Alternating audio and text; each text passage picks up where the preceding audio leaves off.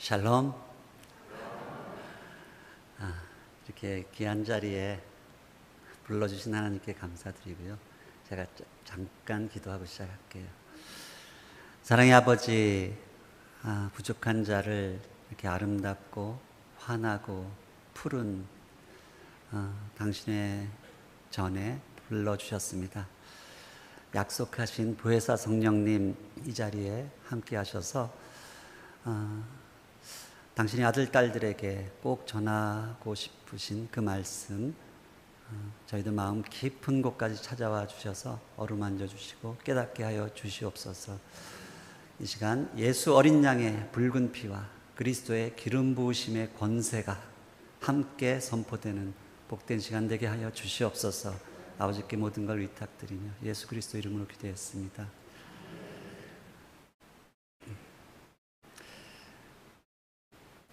왕의 눈물이라는 제목입니다. 제 소개 많이 해주셨는데요. 저는 좀 특별한 인생을 살았습니다. 동서남북을 다 다녔어요. 평양에서 왔다고 하면 뭐 탈북했냐고 물어보시는 분 계시는데 서울서 태어났고요. 캐나다, 미국 이런 서쪽 서방에서도 살았지만 이제 중국과 북한에 가서 그것도 이제 가족을 데리고 다니면서 살았습니다. 평양에서 예루살렘까지 육로로 여행한 아마 거의 유일한 사람이 아닐까 생각을 합니다. 그런 특별한 인생으로 하나님께서 이끌어 주셨는데요. 저를 한마디 단어로 요약 설명하라면 저는 제 자신을 낭만주의자다 그렇게 표현합니다. 오늘 이 낭만주의자가 어떤 사람인지 정의를 내려드릴게요. 근데 이 정의를 들으시려면 오후 예배까지 나오셔야 됩니다. 작년부터 시작해서 온 세계를 시끄럽게 한 그런 전쟁이 있죠. 이스라엘과 팔레스타인, 하마스 사이에서 그 전쟁이 아직도 끝나지 않고 있는데 그 전쟁 시발점이 어떻게 시작했냐면 성경에 보면 이스라엘 백성에게 반드시 지키라고 한 3대 절기가 있습니다. 그것이 유월절 아시죠? 출애굽을 통해서 어린 양의 피, 우리 구원의 절기죠. 그리고 오순절, 시내산에서 하나님의 말씀을 받은 날입니다. 오순절, 십계명을 받은 날이 오순절이에요. 잘 모르시는 분 계시는데 오순절은 말씀이 임한 날입니다. 초막절, 이거는 아직 우리에게 완전히 성취가 되지 않은 그런 절기인데요. 감사절기, 추수의 절기이기도 하지만 예수 그리스도의 재림을 상징하는 그런 절기입니다. 그런데 이 초막절 마지막 날, 요한복음에 보면 이제 명절 끝날이라고 되어 있습니다. 심카토라라는 이 절기에 하마스가 공격을 한 거예요. 의도적으로. 유대인들에게는 가장 큰 축제거든요. 그래서 이 전쟁이 시작됐는데 아직도 끝나지 않고 있어요. 전 세계가 이 전쟁을 바라보면서 막 난리가 났어요. 그래서 미국, 캐나다, 유럽 곳곳마다 그 한쪽에서는 이스라엘을 지지하는 데모가 일어나고 한쪽에서는 팔레스타인을 지지하는 데모가 막 일어나고 우리나라도 마찬가지예요. 이스라엘 대사관 앞에서 막 데모하는 사람들, 광화문에서 데모하는 사람들 서로 입장이 다른 거예요. 혹시 여러분들의 마음속에는 누구를 더 지지하는 마음이 있으신가요? 각자 생각들이 다르시겠죠. 왜 이렇게 서로 다른 생각이 생길까? 크리스찬들조차도 생각이 달라요. 제가 가르쳤던 한동대 제자 중에 아주 헌신된 두 가정이 이스라엘에 가서 선교사로 사역하는데 한 가정은 유대인 사역을 하고 한 가정은 팔레스타인 사역을 해요. 제가 이제 육로로 쭉 여행하고 그 두 가정을 차례로 방문했는데 이 기도 제목을 나누다 보니까 이 기도 제목이 완전히 상반되는 거예요. 참 헌신된 가정들인데 참 그거 보면서 야, 우리 하나님 참 곤란하시겠다. 어떤 기도를 들어? 그렇죠? 6.25가 다가오는데 정말 그 시절 북한이 남침했을 때는 전 세계가 어쩌면 우리 한국을 응원하는, 미국이 워낙 막강한 나라였기 때문에 미국이 유엔을 이제 그 동원해서 유엔군이 파견되고 우리가 이제 자유를 지키고 그렇게 됐는데, 만일 절대로 그래서는 안 되지만 참 이 전쟁 재발의 위험이 점점 높아져 가고 있거든요. 한반도에 똑같은 그런 전쟁이 일어난다면 전 세계 사람들이 누구를 더 응원할까요? 아직도 한국을 더 응원할까요? 이 부분이 굉장히 중요한 문제입니다. 이것을 오후 시간에 좀 더 나누려고 하는데요. 여러분, 인생 삼간이라는 말 들어보셨나요? 처음 들으시죠? 예, 제가 만든 말이에요. 우리 인생은 세 가지 사이에 끼어 있습니다. In space, 공간. In time, 시간. In people, 인간. 이 사이간자잖아요. 그래서 우리는 사이에 끼어 있기 때문에 전체를 보기가 힘들어요. 우리 장님들이 코끼리 만지는 우화 잘 아시잖아요. 이들이 주장하는 것이 꼭 틀린 이야기가 아니거든요. 부분적으로 보면 다 맞는 이야기예요. 근데 왜 틀렸나 하면은 전체를 못 보기 때문에. 그래서 논리학에서 부분적 사실을 전체로 착각하고 우기는, 거기서 나타나는 오류를 환원주의, 리덕셔니즘이라고 합니다. 근데 이 우리 인간의 역사를 놓고 보면 교회의 역사도 마찬가지고요. 이 다 환원주의와의 싸움이에요. 19세기 말에 일어났던 가장 큰 환원주의 두 가지가 있다면 진화론과 막시즘이죠. 부분적으로 보면 맞는 말들이 있어요. 다 진리적 요소가 있어요. 그런데 전체를 못 보기 때문에 틀리는 거예요. 우리가 왜 이런, 어떤 사람은 팔레스타인, 어떤 사람은 이스라엘 지지하고 하는데 서로 세상을 바라보는 관점이 다르잖아요. 이 관점의 오류가 어떻게 나타나나 하면, 조금 전에 이야기한 편협, 전체가 아니라 부분을 보는 것도 있지만 편향도 있습니다. 여러분, 패러다임이라는 단어 잘 아시죠? 패러다임은 창문의 틀, 프레임을 의미하는 단어예요. 자, 어떤 사람이 이제 한 방에 갇혀서 평생을 사는데 북쪽으로 난 창문밖에 없다 칩시다. 그러면 그 사람은 늘 그 창문을 통해서 세상을 보는 거예요. 그러면 눈비가 내리고 우중충하고 그런, 세상은 이렇게 생겼나 보다 할 거 아니에요. 근데 이게 갑자기 창문이 확 방향이 바뀌면서 동쪽으로, 남쪽으로 창문이 열렸다고 생각해 보죠. 이런 걸 이제 패러다임 시프트라고 하죠. 보니까 막 산천초목이 우거지고 막 새들이 지저귀고 너무 다른 세상이 나타나는 거예요. 세계를 보는 관점은 이 방향성에 의해서 달라집니다. 우리가 어떤 쪽을 향해서 보고 있는가, 똑같은 그쪽 방향만 계속 보고 있으면요, 요즘에 우리 한국 사회가 그렇게 돼 있잖아요. 좌우로 나뉘어가지고 그냥 자기들끼리 모여서 자기들 유튜브만 계속 돌려대고 있어요.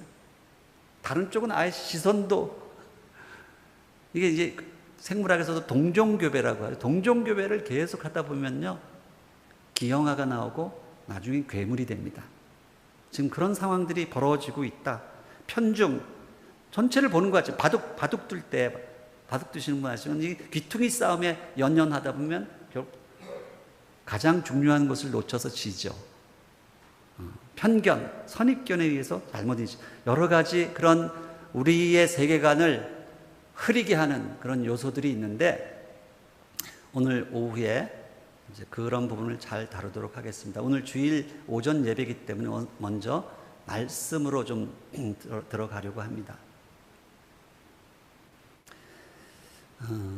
혹시 민우 씨 오는 날이라는 영화 보신 분 계신가요? 민우 씨 오는 날 안 계세요? 이런 영화는 좀 봐주셔야 되는데 뭐 태극기 휘날리며 뭐 이렇게 만드신 굉장히 단편이지만 너무너무 감동이 있었어요. 저는 2015년도에 이제 평양에서 사역을 하다가 기차를 타고, 우리 온 가족이 다 기차를 타고 이제 나와서 겨울에 이제 크리스마스 성탄절을 연변에 있는 저희 집 베이스에서 보내고 있었는데, 너무 이제 한 학기 동안 수고했으니까 제 아내 보고, 여보, 오늘 우리 영화 하나 보자. 그래서 이제 인터넷에서 막 이렇게 찾아보니까 요 민호 씨 오는 날이라는 이 타이틀이 딱 눈에 띄는 거예요. 그래서 딱 보니까 이거 멜로 드라마처럼 생겼잖아요. 그래서 이거 달달한 멜로물인가 보다 하고 보기 시작했는데요. 영화가 점점점 심각해지더니 가슴이 쓰리기 시작하는 거예요. 막 감당이 안 돼요. 그래서 이 마지막 장면에서는 제 아내는 막 대성통곡을 하고 울었고 저도 많이 눈물을 흘렸어요.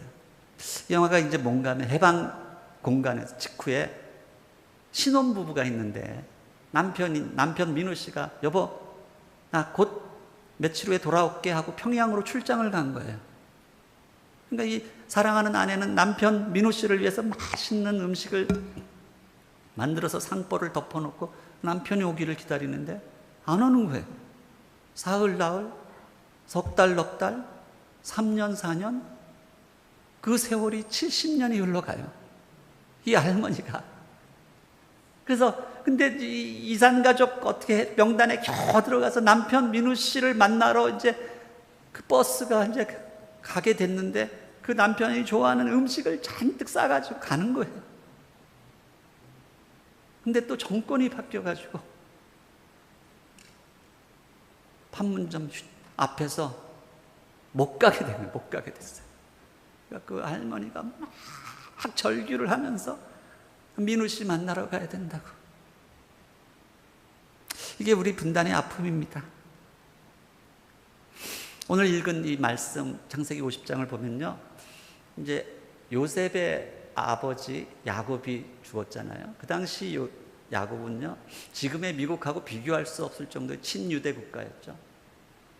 이 요셉은요 말이 총리였지 그 바로가 이 요셉을 너무너무 신임했기 때문에 그의 왕의 인장 반지를 끼고 모든 국사를 직접 결정하던 왕의 권세를 가진 사람이었거든요. 이 왕의 아버지가 죽었으니 얼마나 대단한 역사상 가장 큰 장례식을 치른 거예요. 40일 동안 염을 하고 70일 동안 전 애굽인이 곡을 합니다. 애곡을 해요. 그리고 나서 이제 그 아버지의 고향 땅 헤브론을 향해서 이 장례 행렬이 쫙 가는데 어마어마한 행렬이 가는 거예요. 어떻게 갔을까요?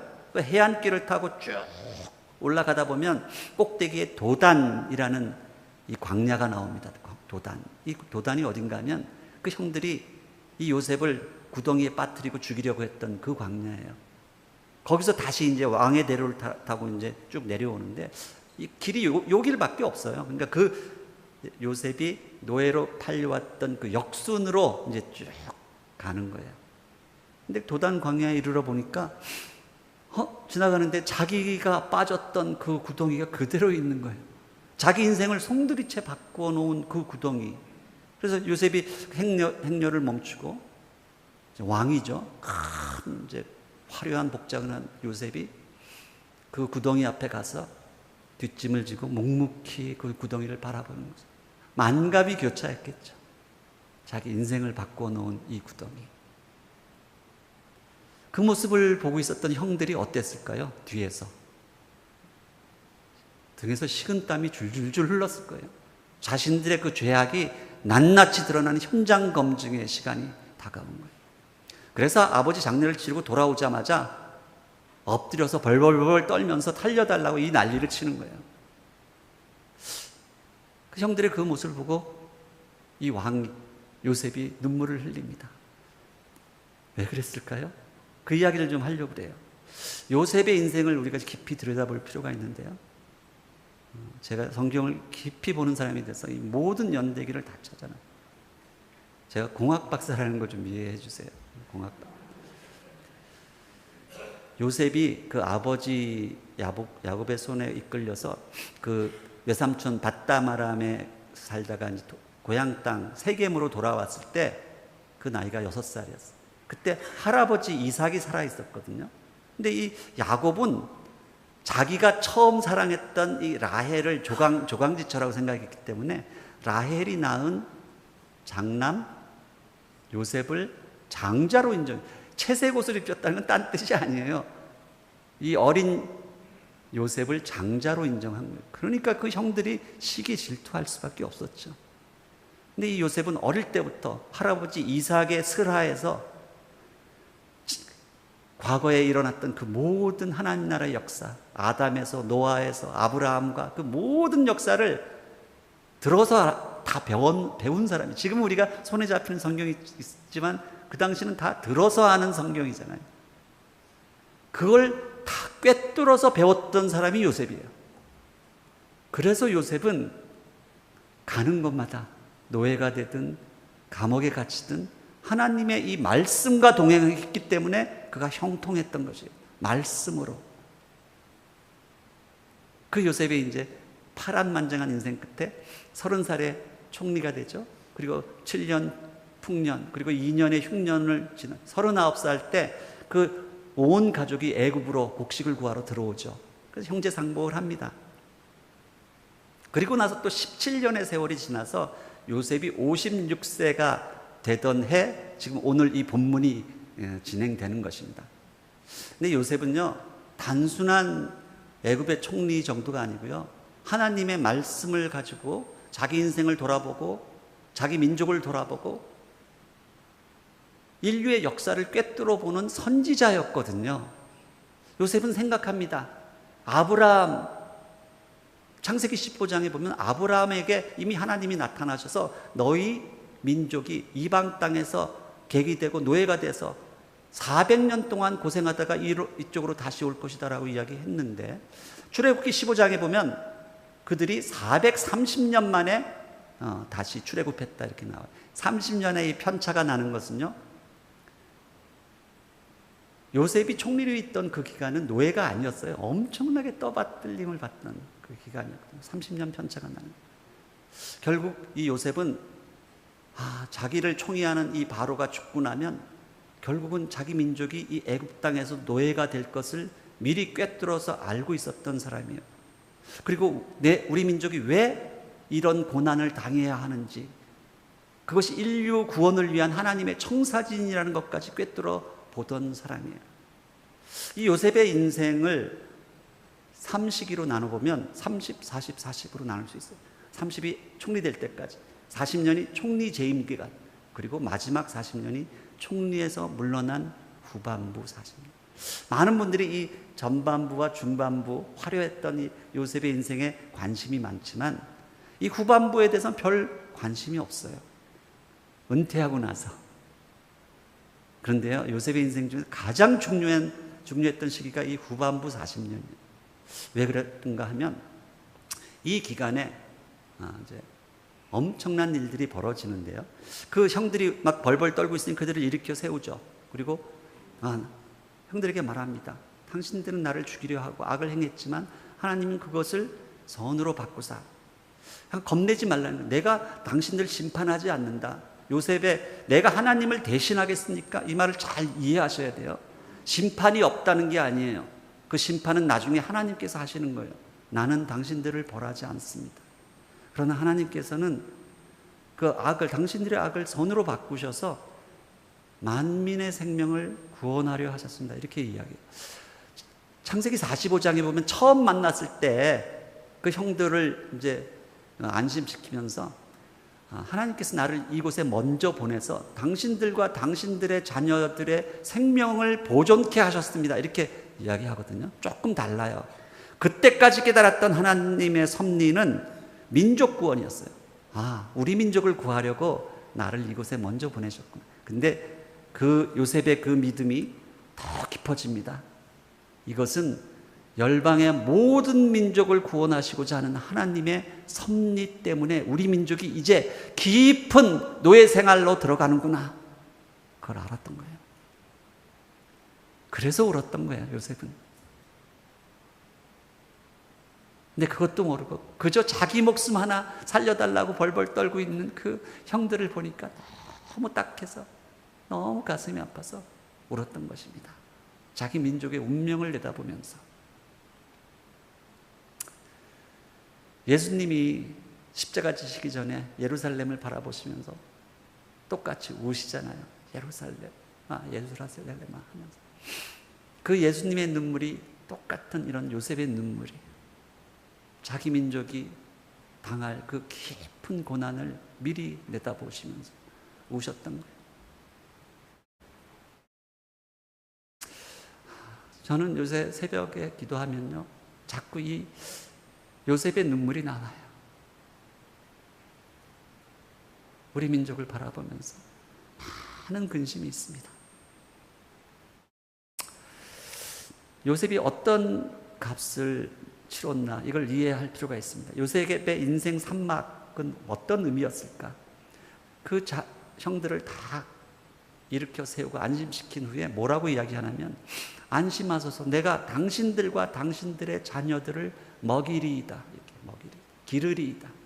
이 먹인다는 히브리 단어 콜은요, 예수님이 디베라 바닷가에서 베드로에게 말씀하셨던 내 양을 먹이라, 내 어린 양을 먹이라 했던 그 단어예요. 히브리인들이잖아요. 이 먹인다는 게 무슨 뜻일까요? 내 양을 먹이라는 것을 우리 교회에서는 자꾸 성경 공부시키는 거로 자꾸 축소시키는데요. 물론 말씀으로 먹여야 돼요. 근데요, 그 굶주리는 내 이웃들, 내 형제들을 내 호주머니를 털어서 직접 먹이라는 거예요. 그것도 포함되어 있는 것이에요. 요셉은 총리로 모았던 어마어마한 재산이 있었을 거 아니에요. 그것을 자기를 죽이려 했던 그 원수들과 그 자녀들을 위해서 다 탕진합니다. 3대 증손자까지 보면서 그 3대를 다 먹이는 거예요. 육으로 먹이고 말씀으로 먹이고. 이 요셉의 마지막 40년이 있었기 때문에 애굽의 노예 생활 400년 이후에 여호수아, 모세, 아론과 같은 인물들이 등장하고요, 그들이 하나님의 백성의 아이덴티티를 지킬 수 있었어요. 우리는 35년 일제 통치 기간 중에 우리 신앙 거의 다 잃어버렸거든요. 요셉의 마지막 40년, 결국은 그의 10대 손 여호수아가 요셉의 유언대로 그의 해골을 메고 마침내 여호수아 24장에 보면 그 요셉의 고향이었던 세겜 땅에 가서 그 장례를 치릅니다. 이 왕위의 해골이 고향으로 돌아온다는 이 메타포, 이 상징은요, 우리 주님이 승천하시면서 반드시 다시 오시겠다고 하신 예수 그리스도의 재림을 상징하는 것이기도 해요. 이 요셉의 눈물은 바로 우리 예수님의 눈물이었고, 저는 우리 들꽃 푸른 샤론 교회 우리 성도님들이 우리 민족의 장례를 보면서 이 눈물을 흘려주시기를 바랍니다. 애통한 눈물, 이 눈물의 기도가 있어야 우리가 살아날 수 있어요. 성경은 이 나그네들의 삶을 이야기하죠. 성경의 모든 인물들이 디아스포라, 흩어진 나그네였는데, 이 나그네들이 흩어졌다가 다시 돌아와서 한 몸이 되는 역사를 우리에게 가르쳐줘요. 디아스포라, 디아라는 게 스캐터링, 스포라가 시드라는 그런 뜻이죠. 아담과 하와가 불순종하고 에덴 동산을 떠나서 최초의 난민이 되죠. 그들이 다시 하나님께 돌아오는 역사. 야곱과 에서가 서로 싸우고 흩어졌다가 20년 만에 다시 만나는 것. 바벨론의 70년의 그런 흩어짐과 다시 회복. 지금 2000년 동안에 이스라엘 백성이 흩어졌다가 다시 고향 땅으로 고토로 돌아가는 것이죠. 성경은 이 끊임없는 이 순환 사이클에 대해서 이야기해요. 이게 성경 전체의 스토리예요. 그 정점에서 예수님께서 집 나간 둘째 아들 탕자의 비유로 역사가 그렇게 흘러갈 것이다 이야기해 주시는 거예요. 왜 하나님께서 이 디아스포라를 통해서 이 고난받는 우리 공동체를 이야기하시는가? 이 복음은 반드시 고난을 통해서 나타난다는 거예요. 그래서 그 한 우리의 개인도 마찬가지고요. 저도 만만치 않은 디아스포라의 인생을 살았어요. 성경에 나오는 많은 인물들 중에 디아스포라가 아닌 사람이 없었지만 저 역시, 우리 민족 역시 디아스포라의 삶을 살고 있습니다. 그리고 하나님 나라가 그렇게 이루어진다는 거죠. 이 흩어졌다가 다시 만나는 이 가장 중요한 메타포가 사실은 아담과 하와의 결혼의 모습이에요. 아담의 갈빗대를 취해서 아담은 죽은 것처럼 잠들어 있는데 그 하와가 아름답게 만들어진 다음에 하나님께서 끌고 오셔서 아담이 깨어나서 서로 바라보며 기뻐하며 한 몸이 되는 이 프로세스가 성경이 이야기하고자 하는 전 주제예요. 그런 일이 있을 거라는 거죠. 그래서 히브리 말로 한 몸을 에하드 바사르라고 해요. 바사르. 바사르라는 이 단어가 우리 몸이라는 단어이기도 하지만 복음이라는 뜻을 갖고 있어요. 복음. 구약 성경에 찾아보세요. 이사야 61장 주의 성령이 내게 임하셨으니 이는 가난한 자에게 복음을 전하게 하시려고. 찾아보면 바사르예요. 바사르. 우리가 몸을 가진 존재로 지음받았다는 그 자체가 복음이에요. 여러분, 우리가 천사나 유령처럼 허공을 떠돌아다니는 존재가 아니고 몸이 있기 때문에 맛있는 음식도 먹을 수 있고 사랑하는 사람을 껴안을 수도 있고요. 우리 기독교는요, 몸의 종교입니다. 그래서 우리가 예수님이 몸으로 부활하셨다는 것을 믿는 것이고요. 우리가 나중에 천국에 가서 유령이 떠돌아다니는 게 아니에요.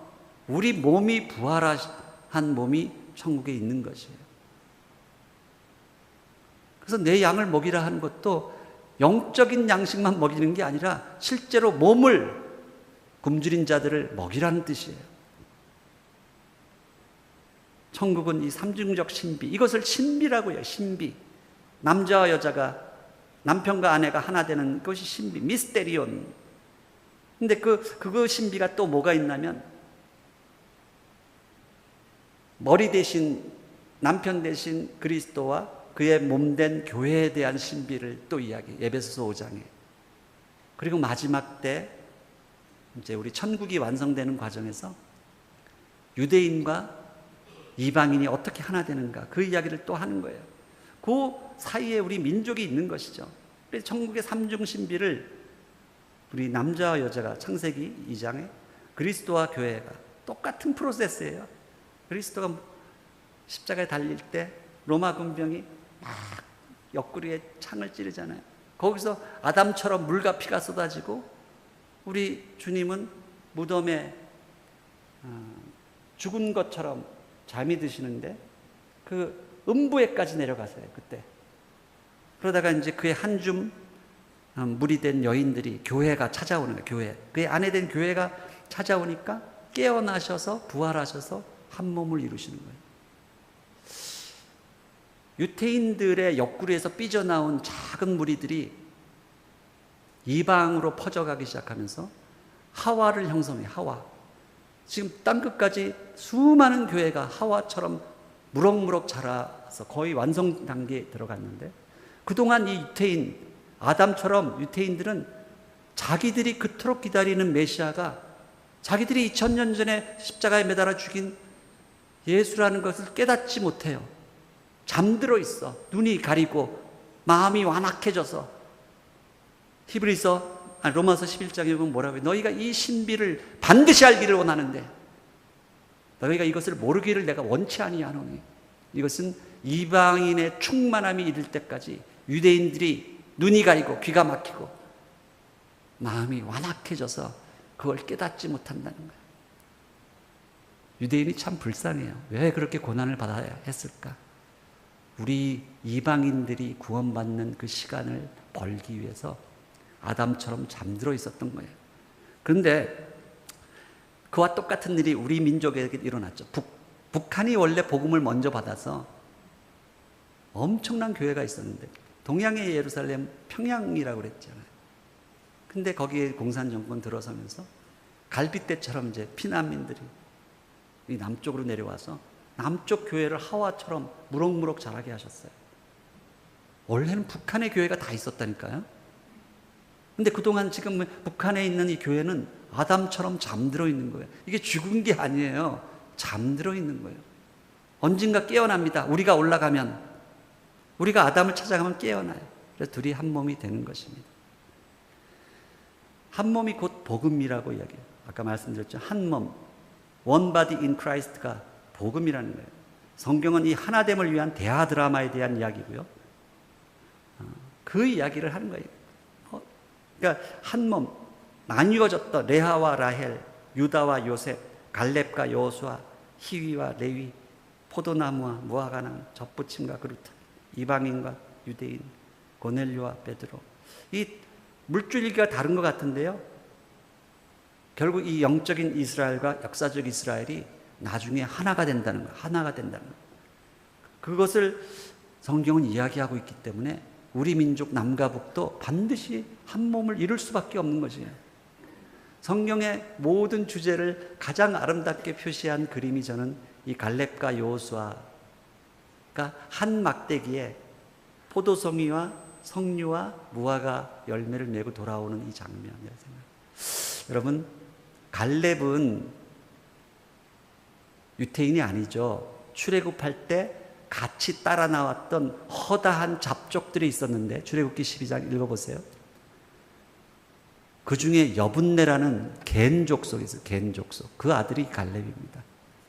갈렙이란 히브리 단어의 의미를 아시죠? 여러분, 자녀 낳아서 갈렙이란 이름 아들에게 많이 지어주는데 이 갈렙이란 이름은 개라는 뜻이에요. 개, 독. 유대인들은 이방인을 개처럼 여겼거든요. 갈렙. 그 갈렙이 유다 지파의 접붙임을 받아서 얼마나 믿음이 좋았든지 나중에 유다 지파의 대표가 되는 것입니다. 이 갈렙은 이방인 크리스찬을 상징하는 인물이고요. 여호수아는 유대인들 상징. 이 둘이 한 막대기를 메고 돌아오는 거예요. 이게 성경 전체의 주제예요. 자, 제가 제 이야기 좀 인생 이야기 좀 하려고 그래요. 간증을 제가 요즘은 잘 안 하려고 하는데요. 간증하다 보면 정말 중요한 이야기 못해요. 시간이 없어서. 빨리 한 5분 안에 제 이야기 좀 할게요. 저는 뭐 말씀하신 것처럼 중국, 북한, 포항에서 좀 주로 교수이면서 선교사로 살아온 사람입니다. 열심히 가르치고 열심히 전도했어요. 근데 저는 이제 믿지 않는 가정에 태어나서 그냥 완전 허무주의자. 공부밖에 몰랐어요. 고등학교 때. 근데 대학에 막 들어오니까 목표가 사라지고 그 시절 아시잖아요. 데모하고 술 마시고 연애하고 얼마나 술을 많이. 제가 이제 저희 집안이 술이 너무 강해서 안 취해요. 그래서 이제 거의 알코올 중독자가 됐어요. 취하질 않으니까 저 혼자 남아요. 나중에 막 손이 떨릴 정도로 술을 마셨어요. 진리를 찾고 싶어서 불경, 도덕경, 인도 철학, 실존주의 온갖 철학 서적을 다 읽었는데 발견할 수 없었고요. 그 허무한 인생을 연애를 하면 좀 나아질까. 숱한 여자들 울리고 네, 소용이 없었고요. 근데 참 하나님의 은혜로 마지막에 교회 반주자랑 결혼하게 됐어요. 그게 이제 돌아보니까 하나님의 은혜인데 결혼 조건이 교회를 나가는 거예요. 교회. 자기랑 결혼하려면 교회를 나가. 참 당혹했지만 일단 이 여자를 놓치면 내가 죽을 것 같더라고요. 그러니까 그냥 두려움이 있었어요. 내가 만나던 전혀 다른 종류의 여자인데 이 여자랑 결혼 안 하면 제가 술독에 빠져 죽을 것 같다는 두려움이 있었어요. 그래서 그 약속을 하고 결혼했는데요. 남자의 자존심 때문에 3년 동안 안 지켰어요. 그러다가 하나님께서 또 이 술권하는 한국 사회를 떠날 수 있는 은혜를 베푸셔서 미국에 가서 아내는 보스턴 대학에서 파이프 오르간 전공했거든요. 처녀 때부터 큰 교회 소망교회에서 오르간을 치던 여자. 저는 이제 MIT에서 그 당시 정말 그 나사 프로젝트 로켓이 우주 공간에 가면 지구 중력 때문에 못하는 여러 가지 실험을 해요. 그걸 이제 컴퓨터 시뮬레이션 하는 그런 프로젝트를 하고 있는데 너무 결과가 잘 나와서 제 유태인 지도 교수가 저를 붙들려고 막 월급을 계속 올려주고 영주권 주겠다고 하고 그러고 있는데 하여튼 뭐 제 그 시절에 그 완악했던 제가 나이 30살이 돼서 비로소 크리스찬이 됐어요. 제 이 구원 간증은 지금 도저히 구원 간증만 1시간짜리거든요. 그건 도저히 못하고요. 그러니까 세상이 이제 완전히 바뀌었죠. 그래서 미국 코스타라는 유학생 수련회에 갔는데 거기서 이제 수많은 사람들을 만나게 됐고요. 그 중에 뭐 홍정길, 이동원, 뭐 송인규, 그 당시는 김진홍 목사라는 분이 저희 젊은이들한테 큰 충격을 줬거든요. 요즘에 왜 그렇게 이상하게 변하셨는지 모르겠는데 그 당시는 청계천 빈민선교로 엄청난 울림을 줬어요. 야, 예수 믿는 게 저런 거구나. 그 당시 그렇게 생각했죠. 근데 하여튼 강사 중에 한 분이 작달막한 이 선글라스 낀 분이 나타나서 막 소리를 지르는데, 우리 독립운동가들의 후예가 살고 있는 이 만주 땅에 가서 내가 복음을 위한 대학을 세우려고 하는데 나와 같이 가서 싸울 믿음의 동지들을 찾으러 왔다 하면 소리 지르는데, 좀 돈키호테 같은 분이에요. 근데 가만히 들어보니까 교수요원을 뽑으러 왔구나. 제가 그걸 알았는데 황당하잖아요. 무슨 조그만, 그때 한중수교도 하기 전이에요. 조그만 건물을 하나 세워놓고 가자고 해도 갈까 말까인데 지금 맨 땅에 깃발 꽂아놓고 막 가자고 소리 지르는. 근데 그게 이상하게 감동이 되더라고요. 감동. 근데 마지막 폐예배 설교 때 홍정길 목사님이 형년들이요, 앞으로 남북 통일이 문제가 아니고 흩어진 디아스포라와 함께하는 영적 삼국 통일의 시대가 다가온다. 그때를 위해서 인생을 투자하라 같은 거, 엄청난 메시지, 거의 예언자, 선지자 같은 메시지를 하는데요. 너무 제가 감동이 돼서 마지막 집회 때는 이제 선교 헌신자들을 받잖아요. 일어서라고. 원래 이제 예수 믿고 요 3년이 제일 위험한 시기인데 제가 그걸 못 견디고 이제 일어나서 선교 헌신을 했어요. 그러고 나니까 이제 난리가 났어요. 이제 제 아내는 이제 돌아오니까 큰 교회에서 오르가니스트로 서로 데려가려고 하죠. 대학에서 강의하고 세종문화회관에서 막 독주회하고 그러던 여자인데, 자기 인생을 정말 문화적으로 깔끔하게 해놓고 살아가기를 원했던 그 여자가 갑자기 남편이 이제 중국 간다고 하니까 막 엉엉 울고, 뭐 내가 교회 가자고 그랬죠. 언제 중국 가자고 그랬는데. 이게 첫 해교월 3년 걸렸어요. 제 아내 설득하느라 3년 걸렸는데 첫 해교월. 그래서 포항에 가 있었던 거예요. 3년 동안 뭐 여러 가지 준비하면서. 좀 독립운동가 같지 않습니까? 독립투사. 이게 저는 우리나라가 통일이 되기까지는 아직도 완전한 독립을 못했다고 저는 생각해요. 그래서 지금 통일을 위한 독립운동가로 살아가고 있고요. 한 10년 동안 조선족 학생들 열심히 가르치다가 10년 후에 아주 더 황당한 프로젝트가 시작됐는데, 이제 북한에다가도 또 대학을 세워달라는 거예요.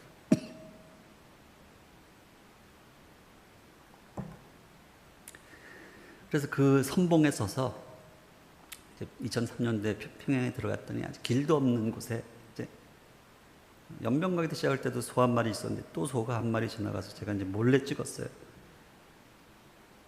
길부터 닦기 시작했고요. 정말 이 미션 임파서블. 누가 이걸 믿어줬겠어요?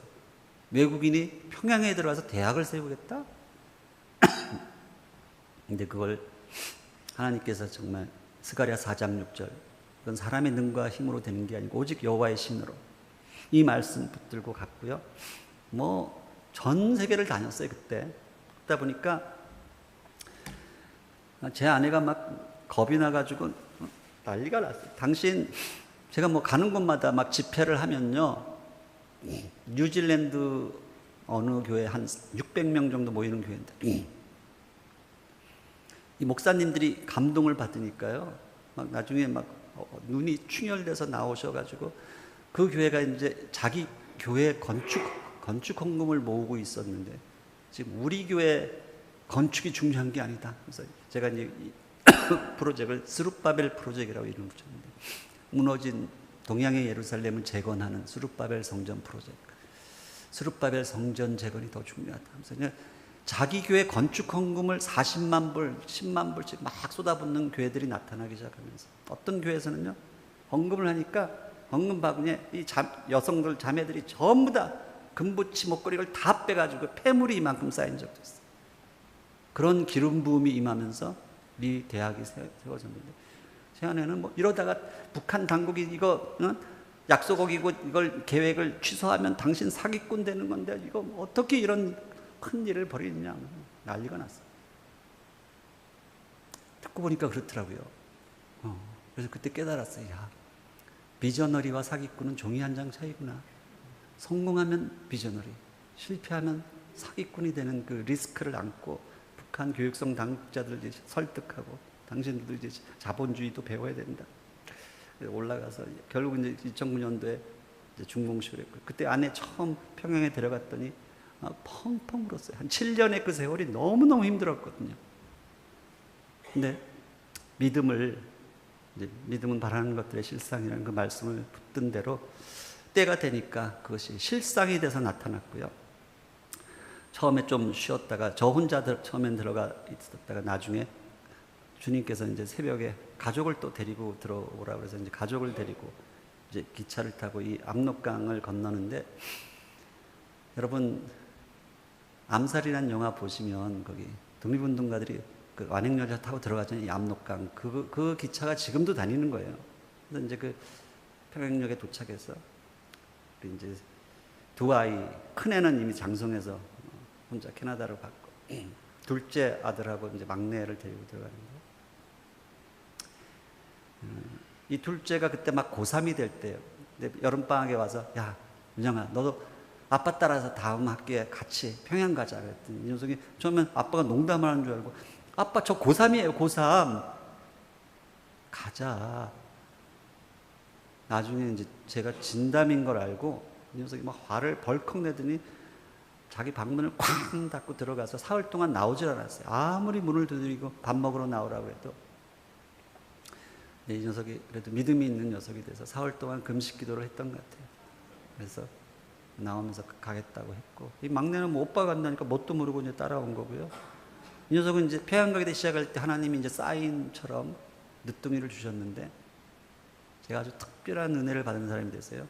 거의 10년에 하나씩 아이 셋을 낳았거든요. 근데 막내딸은 이름을 하나라고 줬어요. 어릴 때부터 하나야 너는 우리나라 통일대라고 아빠가 네 이름 하나라고 줬어요. 막 좋아하고 그랬는데 평양에 가보니까 모든 간판에 하나로 도배를 했어요. 뭐 하나 정보통신, 하나 음악은 뭐 하나로. 그러니까 막 사람들이 놀리잖아요. 하나야 네 이름 저기 또 있다. 아빠 왜 내 이름 하나라고 줬어? 하면서 내가 여기 와서 산다고 우리나라가 통일이 될 것 같아 하면서 막 너무너무 이 녀석이 힘들어했거든요. 소주도 하나 소주. 이 녀석은 이제 평양 외고등학교 다니고, 그 다음에 우리 둘째는 평양 가게 되더라고. 같이 공부를 해서 정말 엄청난 일이죠. 70년 분단 역사에 처음으로 그들이 말하는 남조선 괴뢰아이가 갑자기 나타나서 같이 공부를 하는 거예요. 근데 이 청년들은요, 붙여놓으니까 금방 친구가 돼요. 너무 친해져가지고 얘네들 헤어질 때 얼마나 참 한편에 그냥 그 뭐죠? 심파 드라마 찍듯이 지금도 서로 그리워요. 지금도. 우리 아이가 이제 평양에서 어플라이를 해서 토론토 대학으로 이제 갔는데, 가고 나니까 제가 식당에 식판 들고 딱 앉으면 애들이 쭈루루 달려와서 교수님 우리 문형이 언제 다시 와요? 보고 싶어서. 식당 기다리는 동안 얼마나 열심히 공부하는지. 서울대에서 강의하고 나니까 어떤 교수님이 달려와서 다른 사진 필요 없고 이 사진 하나 달라고, 애들 정신 차리게 해야 된다고 막. 한 학기 강의 끝나. 아름다운, 원래 이제 인천 신공항 설계했던 정림건축이라는 데서 이제 설계를 해주셨어요. 우리 아이들 수학여행하는 모습이고요. 제가 막 펀드레이징을 해서 한 학기에 5만 불씩 해서 애들 한 30명 뽑아서 중국을 한 2주 동안 돌리고 나면 애들 눈이 다 열려요. 세상을 보는 눈. 평양가게대 여학생 인터뷰한 우리 아들이 찍은 영상 3분짜리 하고 이제 마무리하겠습니다. 말씀은. 자, 저 틀어주세요. 좀 소리. My name is Kim Mi-hyang and I'm the student of Pyongyang University of Science and Technology. I'm 17 and I just graduated from Pyongyang Middle School No. 1. And I'm studying English. I'm a freshman of this university. When I was first came here, as you can see, the area is big, but there are a few buildings here, so it was really unfamiliar for me for the first time. And when I first saw the foreign professors, I never saw many professors before, so it was, maybe I was nervous a little. Here, I sleep and study and live with my friends, with my classmates, and all other things are done with my friends and with classmates. I think the funniest thing is that, in the dormitory with the girls, we sometimes talk about the things we had in the class it was really fun. If we have a free time, we can do everything. But the sport, I like sport, and so sometimes we go out to play volleyball, and sometimes we can play badminton, mini badminton. This badminton is kind of special badminton. Maybe, did you say it? I think so. Yes, maybe sometime you can say it here. Because I like biology, I want to be a doctor in the future. So, I hope so. I know here, 터장국. Here also there is 터장 soup. I don't know in English, but my mom made it especially delicious for me. And every time I eat 터장 soup, I always miss my mom. In our country, there is a speech like this. Well, I don't know exactly in English. What is it in Korean? 자기 땅에 발 붙이고 눈은 세계를 보라, 이런 말. So here, maybe in the future, maybe next year, I could see the science of the world. Then I could say thank you very much for realizing my dream to my motherland.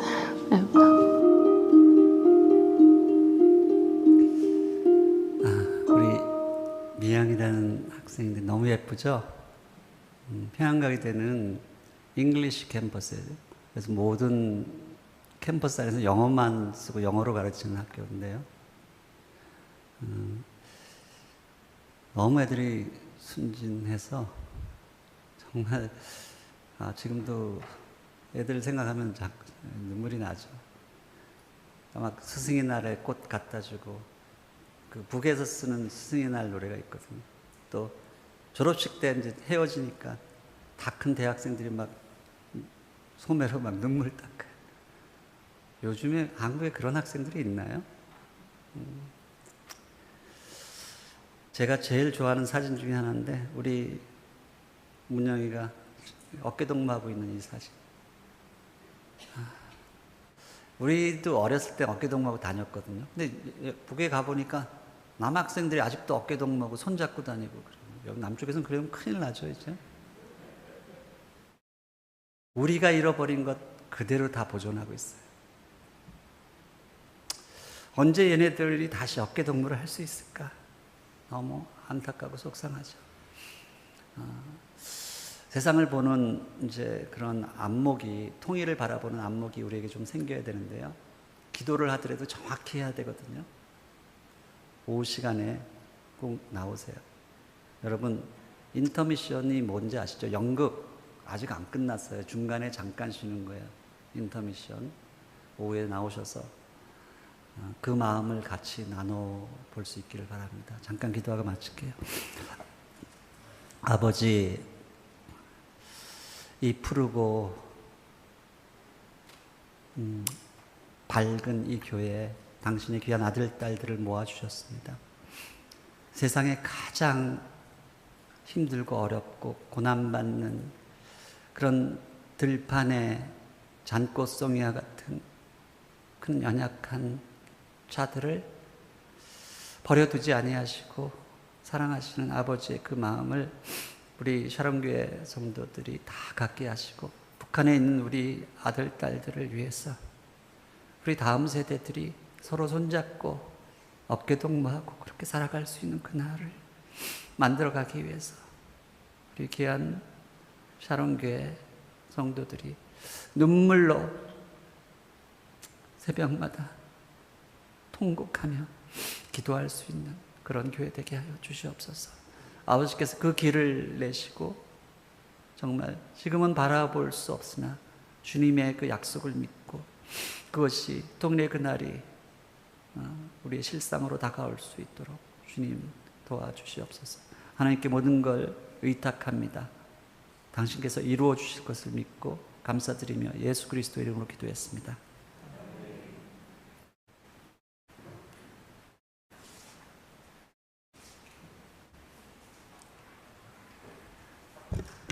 예, 우리 말씀 생각하시면서 찬송가 586장 함께 부르시겠습니다.